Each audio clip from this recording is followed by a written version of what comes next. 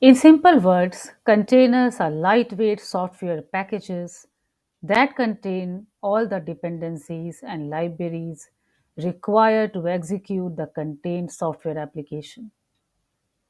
Containers virtualize the operating system, and after that, they can run anywhere, from a private data center to the public cloud or even on a developer's personal laptop.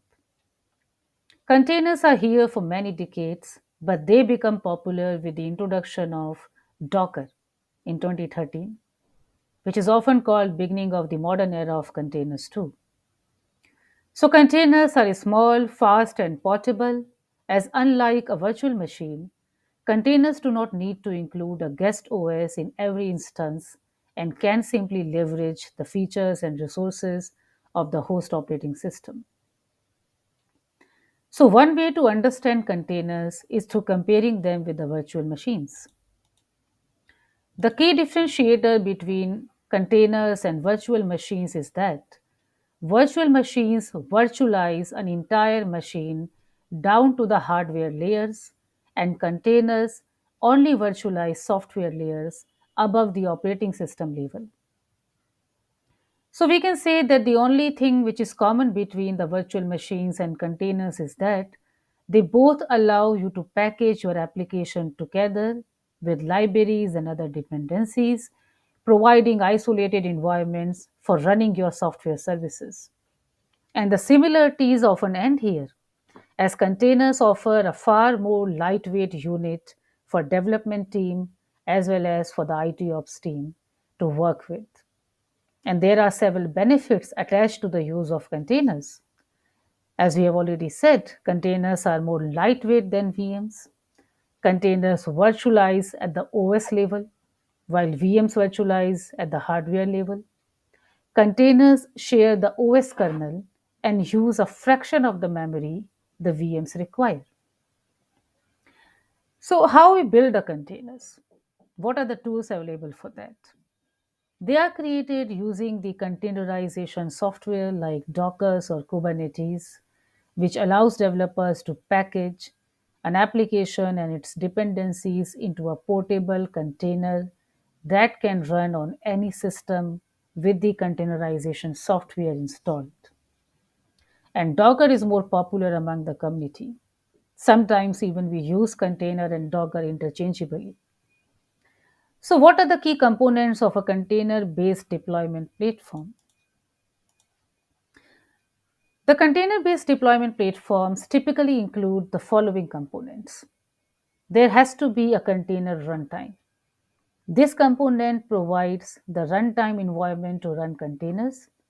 It is responsible for starting, stopping, and managing the containers on a host machine. Then there would be some component for orchestration. This component automates the deployment, scaling, and management of containers across multiple hosts. It ensures that the containers are always available and can automatically provision new instances of the containers to handle increased traffic or failover scenarios. Then there has to be container image registry. This component provides a centralized repository to store and manage container images. It allows users to pull container images and push new images to the registry, making it easy to deploy and manage containers. Then we have the container networking component, which provides the connectivity and routing needed to allow containers to communicate with each other and with the external services.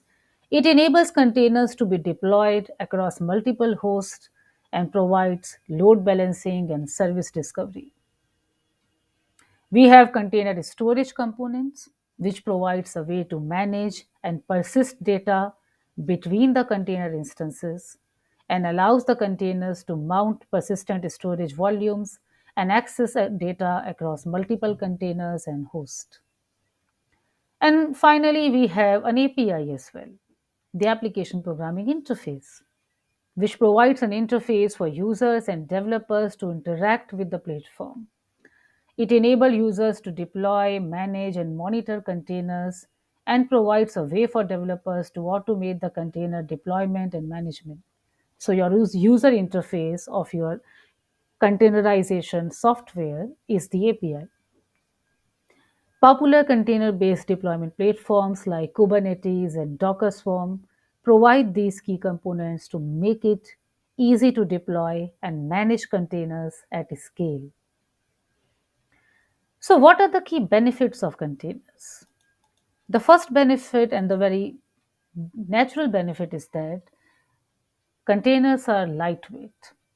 Containers share the machine operating system kernel, eliminating the need for a full OS instance per application, making container files small and easy on resources.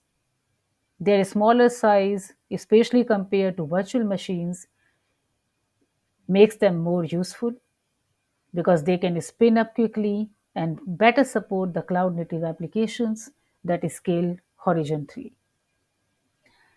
So, another benefit is attached with the first one, and that is portable and platform independent. Containers carry all their dependencies with them, meaning that software can be written once and then run without needing to be reconfigured across laptops, cloud, and on premises computing environments.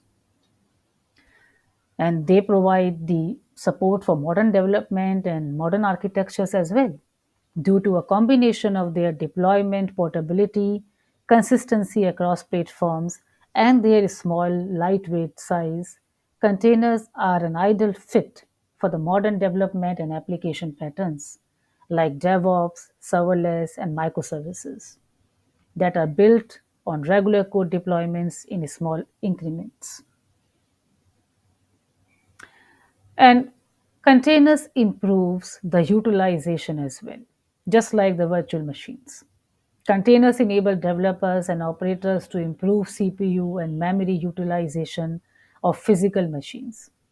Their containers go even further because they also enable microservices architecture.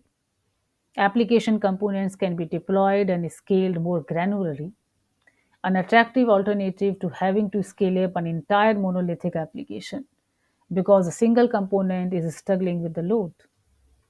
So, overall, we can say that the core benefits of container technology are the standardization of deployment packaging, the container image, and the flexibility of execution.